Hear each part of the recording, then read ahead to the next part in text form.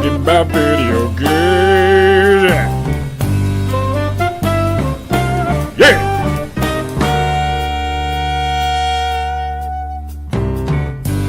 Hello, everyone listening, and thank you very much for joining us on the Donkey Kong Artist Podcast. I am Patrick Shanley, one of your hosts, and joining me is my co-host and friend, Edmund Arnold. Edmund, how are you doing? I'm doing good. Thanks, Pat. How are you doing? That was so crisp and curt. Yeah, I'm doing fine. I have nothing to complain about. Everything's well. I'm alive. I'm breathing. So, all good. I guess that's good. Well, things are not so good for the people over at EA Games, and particularly for Visceral Games, because they've shut it down, in case you haven't heard. Yeah, that sucks. You never want to hear anyone losing their jobs. That's a terrible thing to hear. Yeah, and it's something that a lot of people were excited about. If you don't know, Visceral Games was behind the Dead Space games, which scared the crap out of me when I was younger, and would probably still scare the crap out of me. And they were also working on an upcoming single-player Star Wars game, which has been scrapped as far as we know at this point. No, it hasn't been scrapped. They're revamping it. But that means scrapped, does it not? Like, it's not going to be the same game. Yeah, no, it's not going to be the same game. So I think it's like one of those things that you say before you go ahead and scrap it, all whatever they're going to do with it, but it sounds like EA is on the verge of just ending this game, but they said they're going to revamp it. It seems odd to me that they were working on a Star Wars game while they already have another Star Wars game set to come out. Because Star Wars Battlefront 2 is coming out next week. Why? Star Wars should have at least 4 titles coming out per year. From the same studio? From this, if you're going to have the same company as well. The companies are so diverse because they have these mini studios attached to them that you can assign different projects to different studios and you can have diverse experience within that same company. But Star Wars is so big that you should have at least 4 titles. They should have like a Battlefront come out every 2 years. They should have a single player come out every 4 years. They should have like some type of Telltale game and whatever else, like one of those obscure type focuses. Star Wars is that big, in my opinion, so why not? No, I agree with you. I mean, it's one of the biggest brands, if not the biggest brand in the world, particularly with what we're seeing with their movies. There have been more Star Wars movies in the last couple of years than there have been Star Wars games. In fact, over the last decade and a half, there really aren't that many Star Wars games for something as huge as it is as an IP. Why aren't there more Star Wars games? That's what I don't understand, and it seems like we're seeing so many Star Wars games get canceled. It doesn't seem like we're getting that many Star Wars games getting started. That doesn't make sense because Star Wars across the board is doing well. I believe their comics are selling very well. The Darth Vader comic, one of the saving graces to Marvel right now. Their books do very well. Their movies do very well. Their television shows do well. So I don't understand why they haven't cornered the gaming market as well. When you have an active audience out there. I mean, obviously, people are clamoring for it. Star Wars Battlefront 2 is going to be a huge game, regardless of any trepidations that people might have. It's going to sell because it has the Star Wars name on it. And we're also seeing a new time period in it. It's in between Return of the Jedi and in between The Force Awakens. So, that for me alone is exciting. But what sucks about Visceral shutting down is that it was going to be more of... You said it before we started talking... that it was going to be like a Witcher-style Star Wars game. Well, that first one-person story-driven game set in the Star Wars universe. A single-player action experience that we haven't really seen in the Star Wars games since, I think, the Force Unleashed. I was excited to see that type of video game. I didn't hear much about it. It was kind of interesting to see a bunch of video game gatekeepers go up in arms about that, wanting to see that game completed or being upset when I didn't see anyone talk about it before. So that was really interesting. Other than that, it's upsetting because it's like a big middle finger to people like me because they're saying basically single-player games aren't important. We need to streamline more of these multiplayer experiences because that's what's selling. Yeah, I mean, obviously this is a business, but what it comes down to is we want a Destiny, right? We want a Star Wars Destiny type thing. How do you feel about, in case you haven't seen it, EA Executive Vice President Patrick Soderlund, he's Swedish, I'm assuming. I don't know how to pronounce that name correctly. But he released the statement that they were shutting down Visceral Games.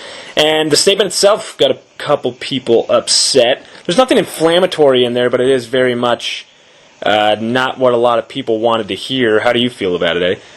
Well, it's upsetting. You don't want to see people losing their jobs ever. Visceral was behind Dead Space, and I never played Dead Space because it was a little bit too scary for me. It's a spooky But game. everyone who got their hands on Dead Space said it was one of the top games of that survival, action, survival genre there is. So, horror genre, whatever that is. If you like pooping your loved pants, so, it's up there. And they're also behind, like, The Godfather, which I enjoyed back in 2007. It wasn't, like, a big game that people were clamoring about, but I had a lot of fun with it. So, I mean, they were behind a lot of great games, so you never want to see people lose their jobs. And then, but I guess that's the industry right now.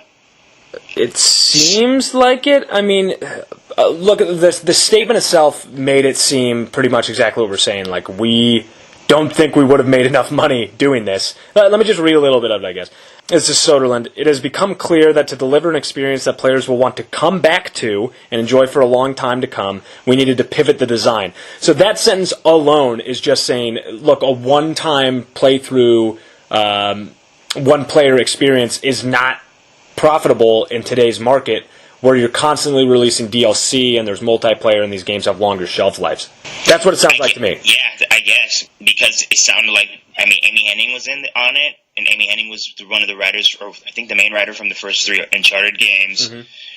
And then they had Jade Raymond, who was the producer from Assassin's Creed, so it was going to be a single-player experience, and apparently they want that Destiny-type experience where people are going back to every year, because I think he says something like, what is he say? The industry's evolving faster, more dramatically than before, so, just read between the lines there. They want that Destiny-type experience. They want an MMO-type experience for people to coming back to, which doesn't make sense because people can come back to a single-player experience if you're updating it. Well, I do that all the time. Well, look at Skyrim. Skyrim was released, 6, almost 7 years ago now, and I still play that game, which is a single-player game, and I just explore the world that they built with it. Yeah, but I don't know if it doesn't have a story, Skyrim I guess. is still making that type of money. Sure. Because it's like Grand Theft Auto 5 is still selling top 10 games every month, and that's because their online component is making them a lot of money. But then on the other hand, Breath of the Wild has been selling outstandingly this year, and that's a single-player experience. And then you have, what else was Horizon sold very well this year, and that was a single-player experience. But on the other hand, you have Overwatch. Right. You have, like, Injustice 2 that was selling very well. So the market is turning towards multiplayer experiences. It makes a weird question because you brought up examples of I keep saying first-person, single-player games that are successful this year particularly. And like you said, Zelda's such a great example of it because it's likely going to be Game of the Year. And it is a game that, first off, it's a genre or a franchise that has existed for over 30 years that people are still clamoring for. It is still at the top of its game, and it's still that old school playing it, one person sitting down playing through a story. It's not just playing through the story, there's lots more to do in it. But still, I don't think that they're dying, but these types of studios being shut down I think it's rightfully a little bit scary or puts a couple people ill at ease because of what this might signal going forward. Well, yeah, and these big studios are putting money towards projects that are geared towards more multiplayer, and that is very upsetting. Especially if you're one of those gamers like me that doesn't really like playing with other people, but you can definitely see that and you're right, that's where it's going. But, okay, so let me ask you this, because I would say I lean more towards where you are. I like playing by myself. I don't particularly I like multiplayer, it's fun, but I still really enjoy playing by myself, a single-player game. But you really, really enjoyed Destiny, and I know that you're still playing Destiny. The single-player for Destiny was fine, it was okay, but there's nothing stellar about it, particularly story-wise. And it's very much the multiplayer component. So why does that work for you? But other games might not, or why would you not be excited about other games moving towards that type of model?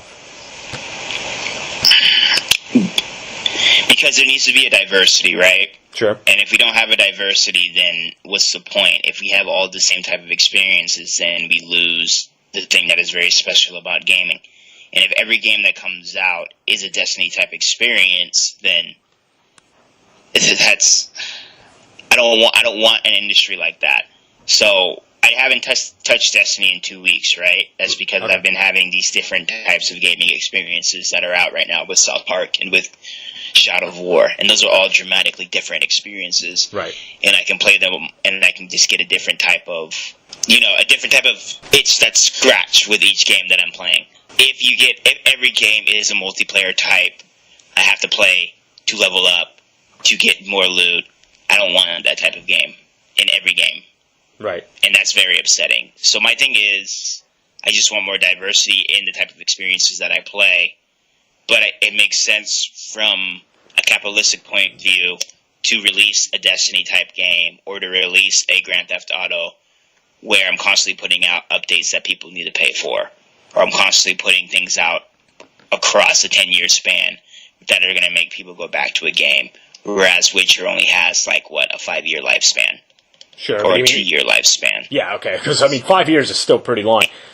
Yeah. I wonder what you just said about having to pay for updates or more content later on, if that's what people are a little bit upset about, which is weird, right? I already bought the game, and now you're releasing updates for it and stuff that sometimes I have to pay for, different DLC it's at a premium, it costs however much money it does. It's not unfair, I guess, to charge people for that new content, but at the same time, it's not an entirely new game. And I understand it's a much lower price point than the $60 when I first picked up the game. But it's at what point would I stop caring and move on? So there's that, right? And then there's also, if there's so many games happening right now, I already spent $60 on this, how many more dollars do I need to sink into this one game instead of moving on to another game?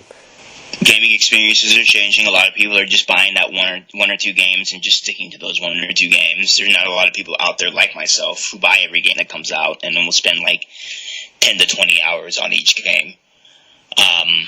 So I think in terms of that, people want more bang for their buck. They want to buy that one game and they want to have that 5-year lifespan, 10-year lifespan with it. So I think it's trends. I think that's what's changing with people. So I think the industry's trying to change with them, but I don't know, man. It's a hard question because I'm one person and I'm speaking for one person, and I don't know how a majority of other people think. For example, Destiny. Destiny streamlined a lot of stuff, right?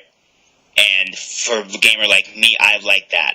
But for gamers that want to play Destiny for 10 years, they think Destiny's been ruined because they can't put 20 hours of Destiny a day in order to get whatever they need for that game. 20 hours a day. Yeah, so I know I'm exaggerating. Not by much, honestly. Example. That's what's scary. So, but that's a perfect example. People don't want to buy 4 to 5 games per month with so many games coming out. They want to buy that one game and they want to stick with that one game. So we're going to start lowering the prices then on some of these? If I'm going to buy a game, the prices are getting lowered, and that's a big reason why. Yeah, well, look at all these single-player games that are coming out this year that have been $40, sure. and that's what I think that EA and these big companies are trying to get away from those type of experience because a lot of people are not trying to pay $60 for just a 20-hour game anymore. Well, some of these things aren't. The 20 hours is being incredibly. You're over-exaggerating because some of these games, if you're talking about the storyline, you beat the whole game in 3 hours. I sit in one sit down. It takes one baseball game to beat these video games that I paid $60 for. Well, think about the games that have come out this year that have been under $60, and I'm gonna struggle with this because my brain sucks. But that single player game that everyone's talking about that's going to get Game of the Year, that has the neuropsychology stuff in it. What's it called? Senua's Sacrifice? Yeah, there we go. Right. So that game was a $20, $30 game. ARMS was a $40 game. I think Zelda was $50, so that was a full price game. But Zelda's on Switch, which is a different price point. Yeah, true. But I said it's a full price game, so you can't really count that. Excuse me. Well, I corrected myself, right? I'm sorry. And I can't think of any others right now. But there are a lot of like indie title games that were like more single player experiences that you would see released for $60 that are coming out for more $40, $30. Like a Stardew Valley, like 5 years ago, would have easily been released for $60 right under our noses, because that's a full-fledged single player experience. Right. And like a lot of these, if you notice, a lot of these single player experiences, they go on sale really fast because a lot of people aren't buying them right off the gate. So right, that's what's weird. So like, here's what's weird about it for me.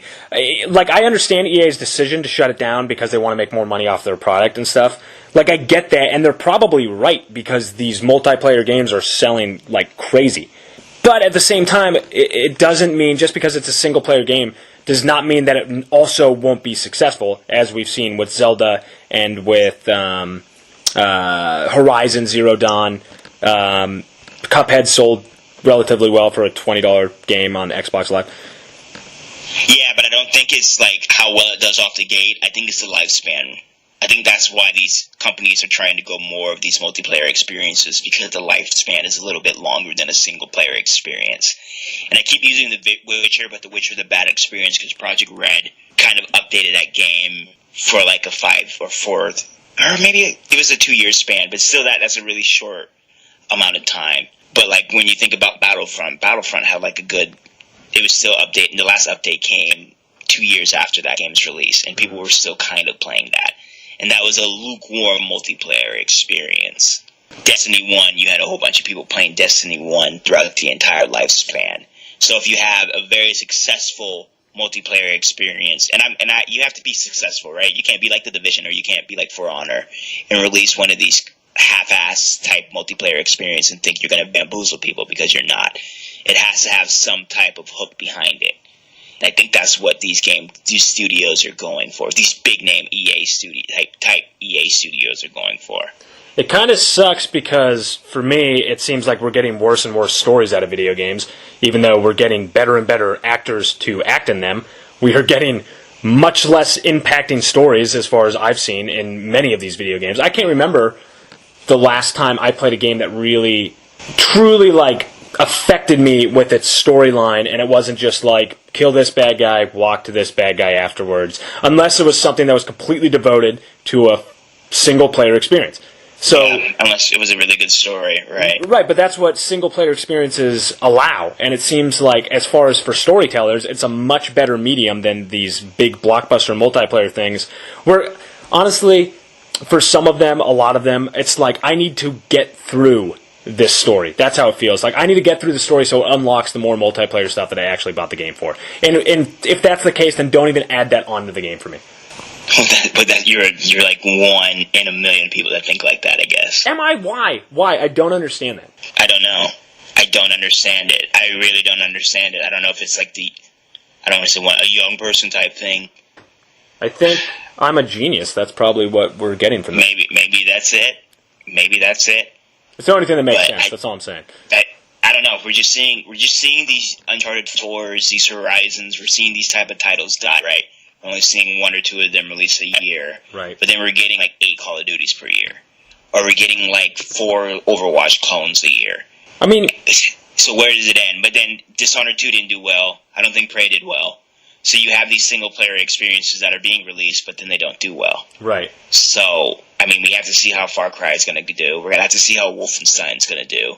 I'll be very interested to see how Wolfenstein does, because not only is it a single-player experience, it's a single-player shooter experience, and that has really gone by the wayside. This genre that used to dominate for years and years and years, now, like, when was the last one?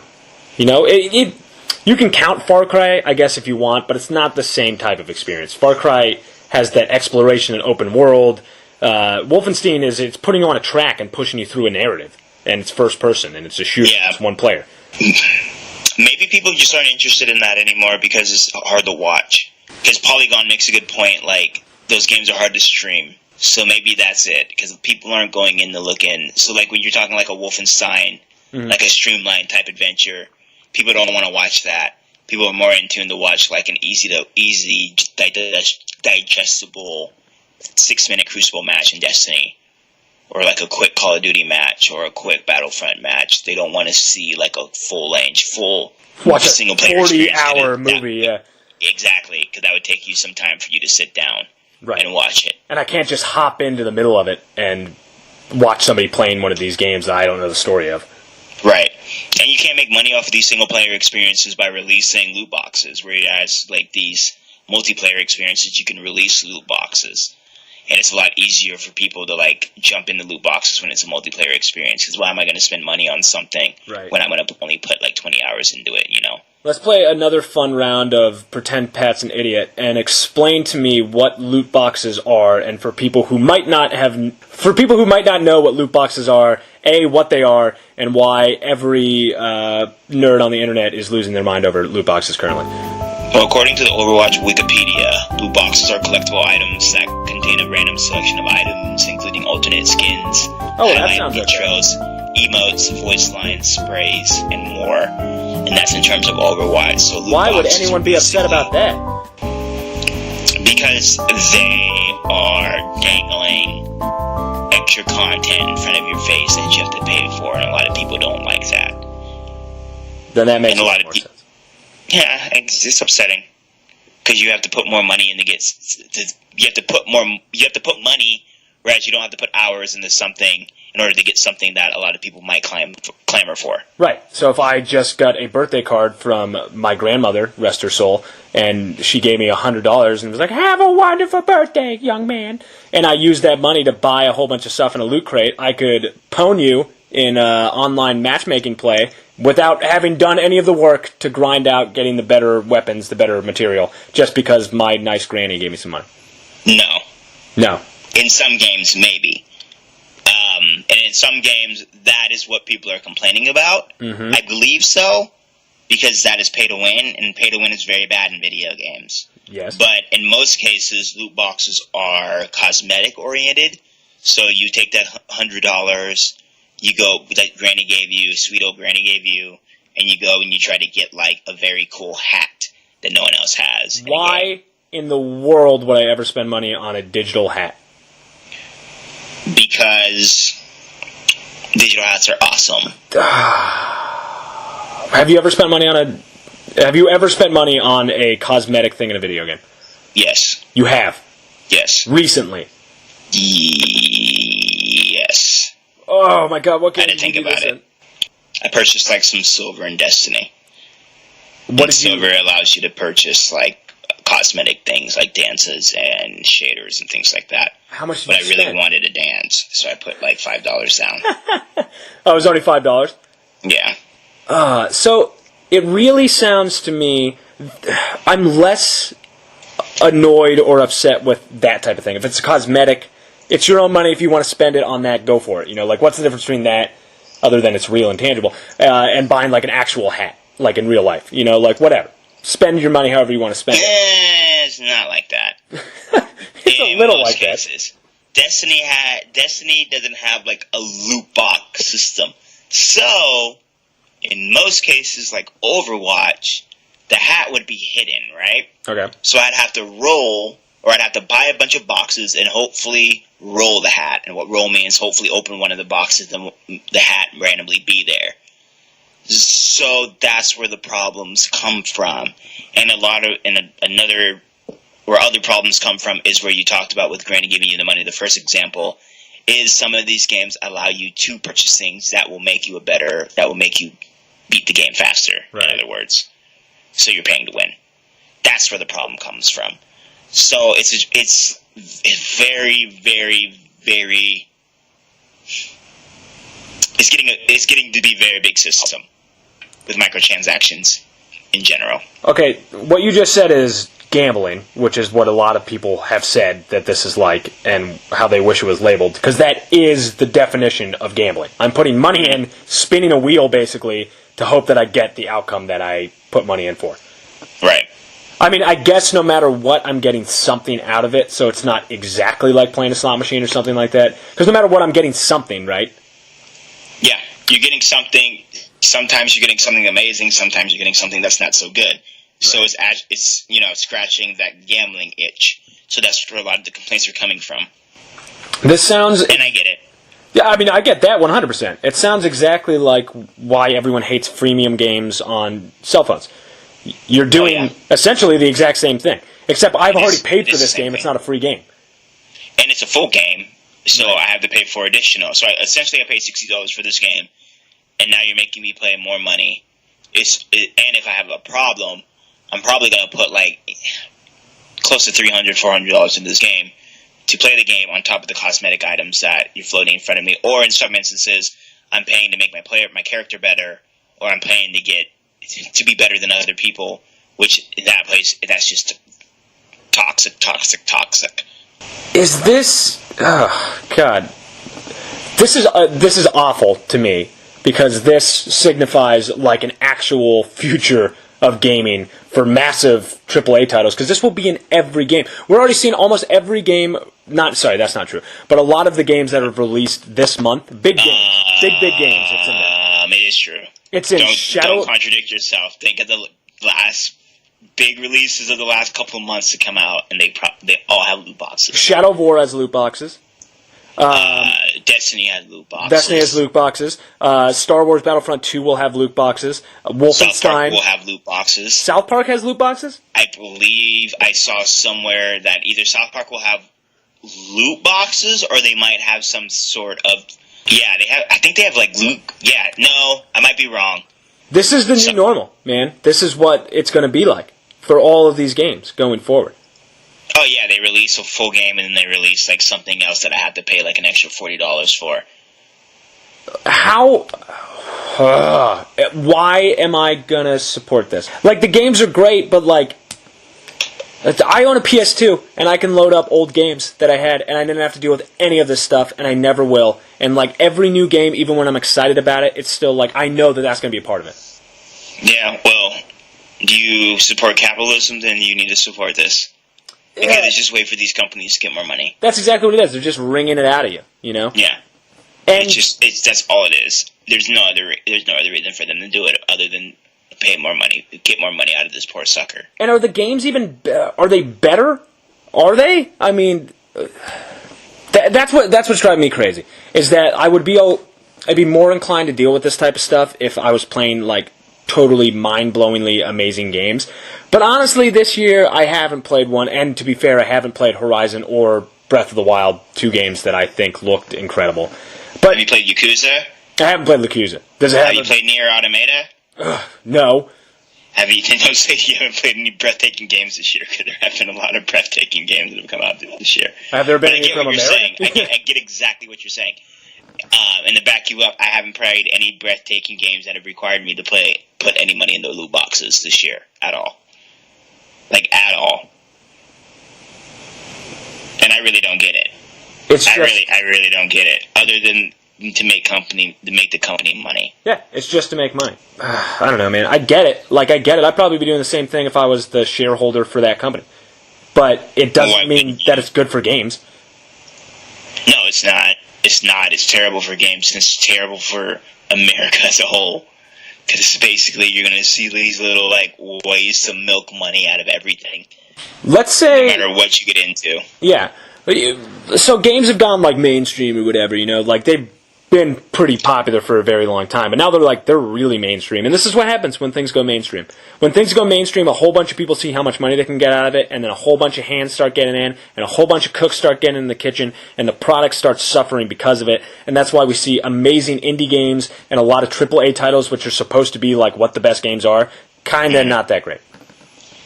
That's my opinion. Yeah. Well, yeah, you're right, but that's where, specifically companies like EA, that's where they make all their money from. Right. So think about EA. They're the ones that are behind the Madden Ultimate Packs, and they have made so much money off of people buying those packs in order, like those trading cards, to make their Ultimate Team better. That's their bread and butter. So of course they're going to attack. So every EA game that's going to come out, you're going to see some sort of loot box, some sort of microtransaction attached to that game that's going to make you sick to your stomach. Because it's our fault, right? Yeah. We put money into this, so we deserve it. Everything that we get that's bad in life, we deserve. We put some type of effort into it, and we deserve it for some reason. We brought this evil upon ourselves. Well, yeah, and now everyone's just like, well, don't buy games with loot boxes in it, but it's just like, well, what were you doing 5 years ago when this was popping off? Yeah, maybe we could have stopped it from happening in the first place. Yeah, if you would have stopped putting so much money into your Madden and your NBA 2Ks, and who else was doing it? I believe those were the games that were big time. And then you have like all these Dota that have like all these cosmetics that people are paying so much money to get. So it's like, don't tell me what to do. You were supporting this for years, and now all of a sudden it's in the games, every major game you see, and now you want to complain about it. Right. This is what Americans do. We sit back and we're complacent about stuff, and then when things hit a breaking point, or when someone we love brings it out to the forefront, then we get up our arms about it for a week, and then we go back to doing the same. That's what we're famous for. That was quite the rant. Sorry. No, but, I mean, it's frustrating, but what are you gonna do? Yeah, right? I mean, at this point, it's these aren't. EA is not a game company. Like, they're a game company. They make games, but they're a money machine. They're a giant corporation. Right. Like, they're a money machine before they're a game company. Do you think they sit around and care if the games are good, if they're making money? No, they don't give a crap. They're the same people who are going to make the Transformers movies, and any Mark Wahlberg movie, really. If Mark Wahlberg's going to be the star of your movie, they don't care if it's good or not. They care that they're making money off of Mark Wahlberg.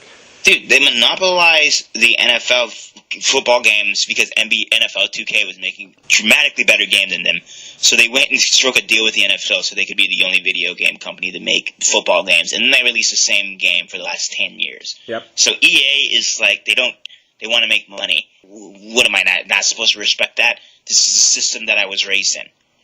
And it's working. I mean, they are making a lot of money. EA sits atop. Oh, yeah.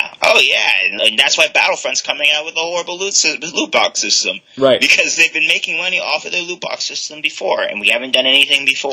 And all of a sudden we're upset. Yeah, it's insane. What's insane to me is that I still want to play Battlefront. I still do. I want to play it. I don't know if I want to spend $60 on it. Well, Battlefront is interesting because I don't think the DLC is going to take, or the microtransactions is going to take terms with the single-player content. And let's be honest, the only reason why I want, and a lot of people disagree, or not a lot of people will agree, a lot of people will be like, well, what? The only reason I want to play this game is because I want to get like some background into what was going on between episode 5 and 6. So it's 6 and 7, dude. 6 and 7, my bad. 6 and 7, episode 6 and 7. And we don't have a lot of lore out there that really gives us what was going on in that time. Well, so if you read my fan fiction, then... Oh, screw your fan fiction. It's boring, it's tedious, it goes too long, you don't get to the points. You have way too much exposition, I just can't get into it. I can't get into your fan fiction. If you're into fan fiction, check out PatrickShanley.com. No, it's too late. The damage is done. We have a wide assortment of Star Wars, Star Trek, Final Fantasy. What else are you into? It's scary how accurate a lot of the things you're saying are to what I do in my free time. Yeah, I know you very well. I've known you for a lot of years. So I got derailed from my rant. But anyway, it's just you're going to see a lot more of it. And the only reason why I'm excited to play this Battlefront is for the single-player experience, and you're not going to see the microtransactions apply to that. Right. It's really the multiplayer experience where you have like these star cards. And these star cards, I think, are consumables, so you can only use them one time. So I think a lot of people are going to be paying money to get more star cards so they can make their player better in multiplayer. But I could be wrong, but I believe that is why there's a lot of rage towards this microtransaction system. That's justifiable. Like, I get that. Like, I get the outrage at something like that happening. Oh, absolutely. Yeah, I don't want any play to win in any of my video games. No, because, dude, that's Bush League. That's craziness. Like, I'm going to put shenanigans. There we go. Shenanigans have called. Officially, we have declared shenanigans. Shenanigans. Stop that. They have to stop right now.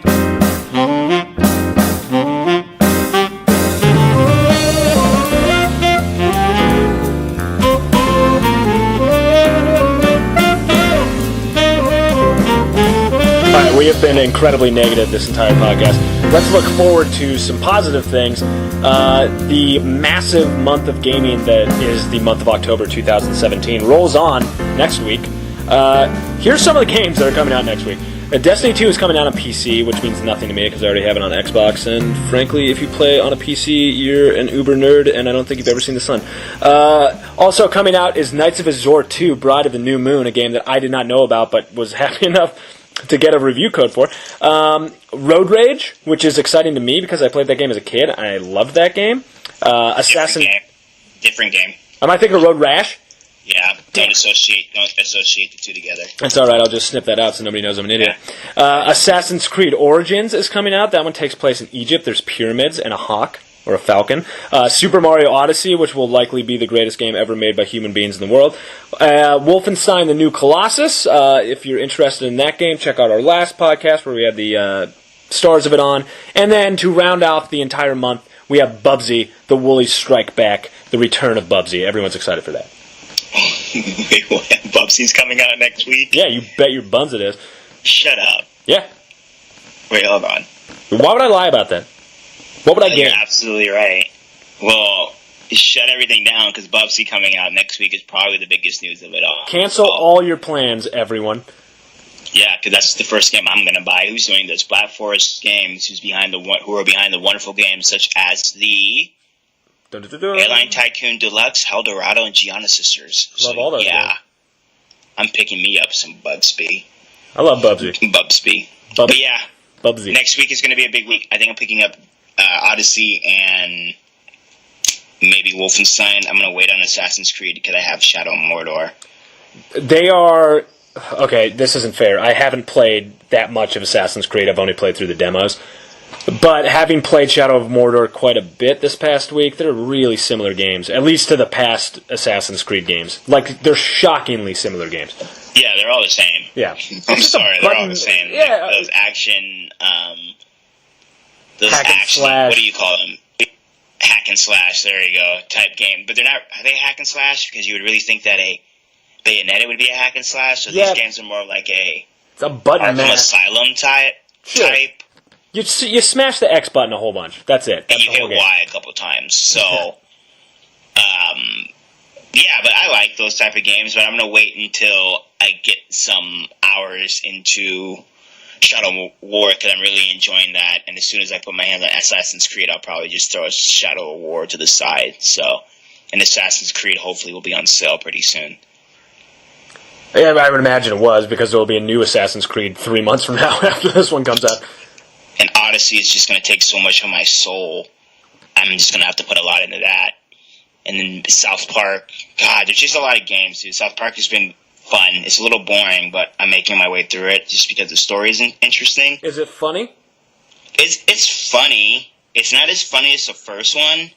I thought the Stick of Truth was hilarious. There were certain moments in the Stick of Truth. The Stick of Truth was balls to the wall funny. I haven't laughed that hard in a video game ever, and I haven't had this new game hasn't hit me. There are some parts in the early game that I laughed a lot, but it just hasn't hit me as Stick of Truth.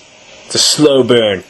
Yeah, I guess we'll see. I think I'm in the third act, and I'm enjoying it. I'm not going to sit here, but it's just like I can only play it in like hour spurts. Yeah, I can't sit down and play it for long spurts of time. It's much more like the television show. Well, that sounds like a... I fought Kyle's cousin. That was hilarious. So, if you like stereotypes. So, it's very offensive, but I thought it was pretty funny.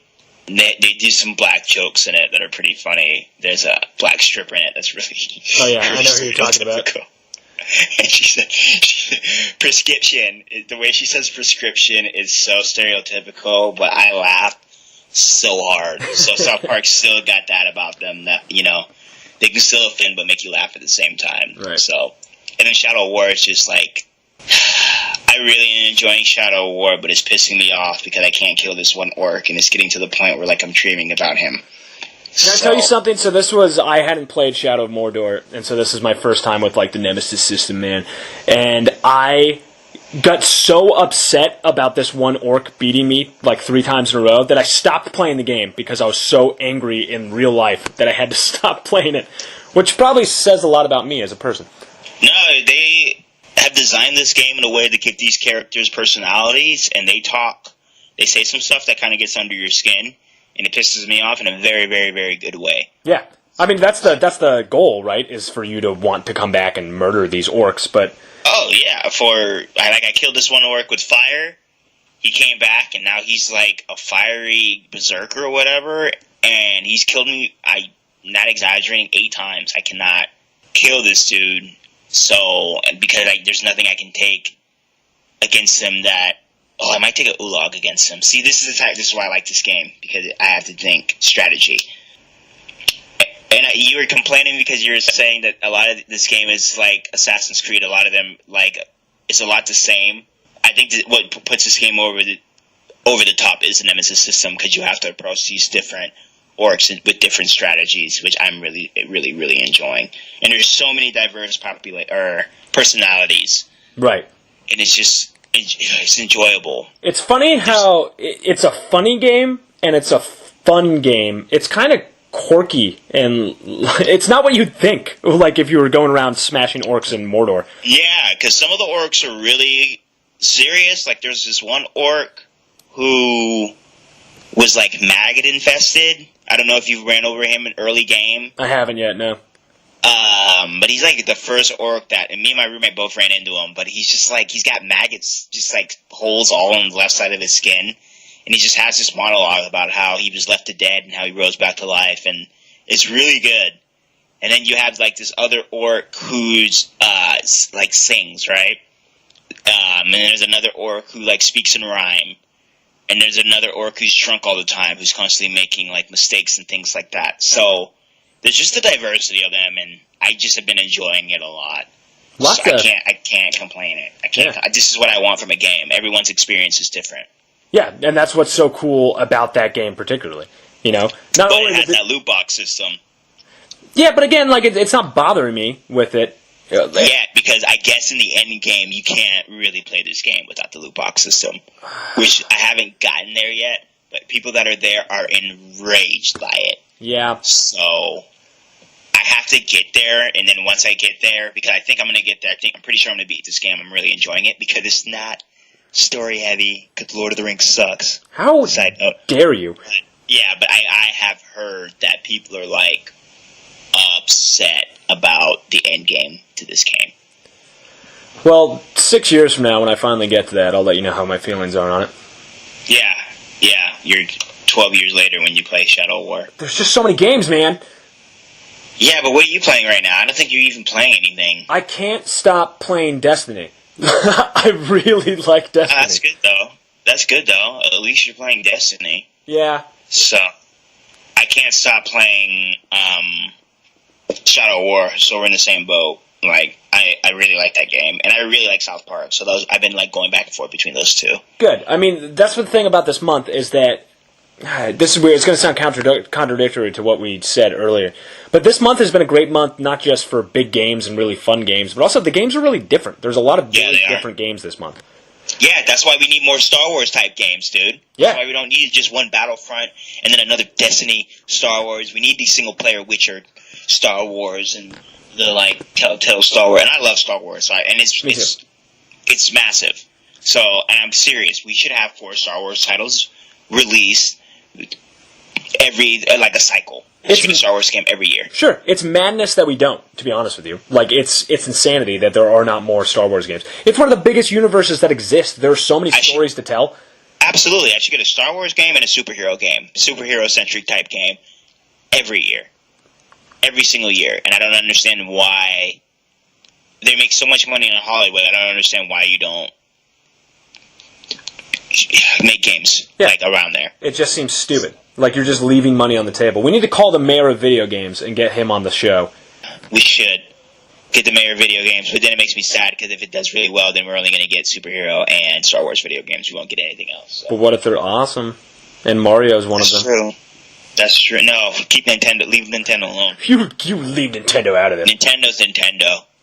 Nintendo's Nintendo. Nintendo, we don't have to worry about loot boxes or any of this nonsense because Nintendo releases full releases once it comes out. That's true. And that's why they're going to win Game of the Year. Odyssey? Either Odyssey or Breath of the Wild. It doesn't matter. I mean, it's Nintendo locked down regardless. It's one of those two games. Yeah, because Odyssey, the stuff I've seen around Odyssey has been, like, wow. Yeah.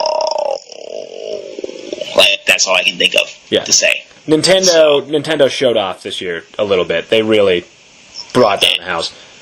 And if you don't have a Nintendo Switch, you should probably buy one. They probably Odyssey, because that game is going to be like something else. Something else. All right, well, lots to look forward to. As always, thank you everybody for joining us on the podcast. It is always a pleasure to speak for everybody.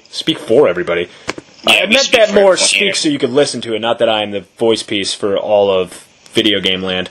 Though, in a way, no, I'm not. But thank you very much for coming by. If you haven't already, you can subscribe to the podcast to your right. That's over here. You can also follow us on Twitter, follow the show on Twitter. We're on SoundCloud, we're on iTunes. Please subscribe and share if you have not.